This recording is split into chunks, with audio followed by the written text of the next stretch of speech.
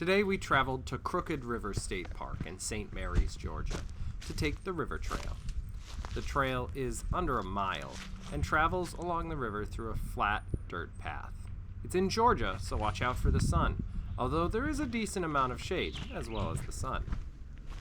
Starting at the parking lot, the trail takes a short distance through a hardwood forest with lots of tropical vegetation and Spanish moss hanging from the trees.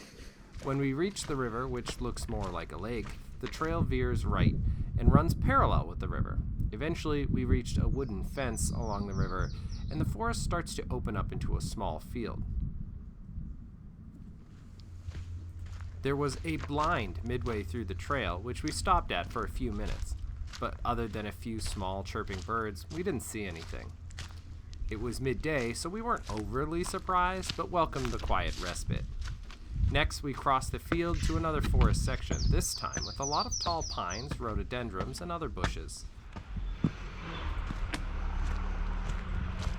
This path was narrow and ran just to the right of the river's small flat beach along an elevated ridge. There were a few access paths to the beach off this section. This was not a swimming beach, however. The path turns away from the river in a jungle-like section and into the forest. I believe that this was the end of the trail, and we ended up on the other side of the parking lot from where we'd started. My favorite part of this trail was the river. It's a beautiful little scene along the East River, but it's so large it could be mistaken for a lake.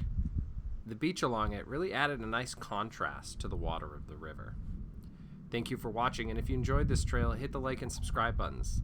If you have any other suggestions for future trails, leave them in the comments below.